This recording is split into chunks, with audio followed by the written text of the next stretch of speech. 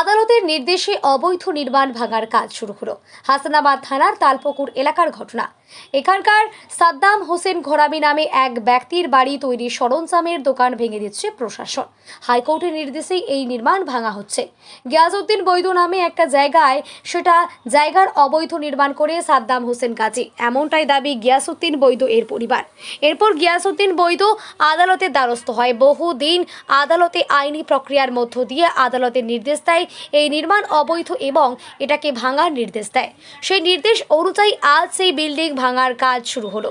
ঘটনাস্থলে উপস্থিত হাসনাবাদ থানার পুলিশ ও কেন্দ্রীয় বাহিনী। 11 কাঠা জমি 2022 সাল আমি একটা হাইকোর্টে আমার বাবাকে দিয়ে আমি একটা মামলা করি। সেই মামলা করার পরে 2022 সাল আমার অর্ডার হয় 4 মাসের মধ্যে ডিমোলিশন করে দিতে হবে।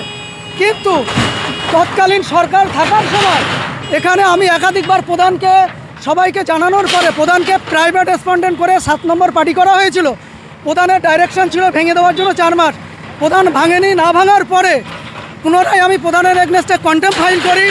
কন্টেম্পের রুল ইস্যু হয়। সেই রুল ইস্যু হওয়ার ক্ষেত্রে প্রধান পার্সোনাল অ্যাপিয়ারেন্স হয়ে 3 মাস আমার কাছ থেকে সময় চাই। সেই সময় চাওয়ার পরেও উনি ভাঙেননি। বিগত 22 সাল থেকে 26 সাল আজকে নতুন গভর্নমেন্ট চেঞ্জ হওয়ার পরে পুনরায় আবার বুলডোজার চালানোর নির্দেশ হয়েছে।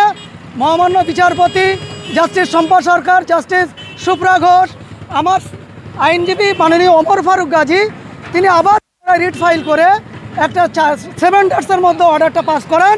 তিনি তাও করেননি। তার দখল করেছিল এখানকার শাসক কিছু লোকজন।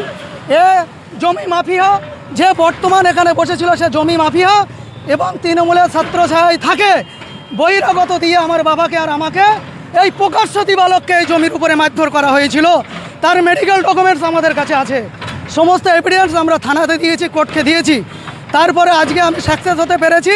আমার স্যার কলকাতা হাইকোর্টের নির্দেশে আজকে অ্যাডভোকেট ওমর ফারুক গাজী, তিনি আমার স্যার, তিনি আমার অভিভাবক, ওনার প্রচেষ্টায় আজকে এই বুলডোজার চলছেন।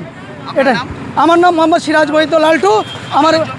আমার বাবার নামে গিয়াসউদ্দিন বৈদ্য আমার বাবা। আমার বাবার নামের 35 সম্পত্তি। এটা 97-5 1975 সাল থেকে এই জমি আমাদের।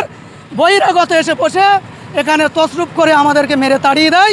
আজকে মহামান্য বিচারপতি, মহামান্য হাইকোর্টের উদ্দেশ্যে আমরা এই জায়গাটা পুনরায় ফিরে পেয়েছি। এটাই কোর্টকে ধন্যবাদ, মাননীয় ওমর ফারুক গাজীকে ধন্যবাদ, প্রশাসনকে ধন্যবাদ, প্রশাসনকেও ধন্যবাদ জানাই। সমস্ত সাংবাদিকতা যারা আছেন, পুলিশ প্রশাসন থেকে শুরু করে সবাইকে আমি ধন্যবাদ জানাই।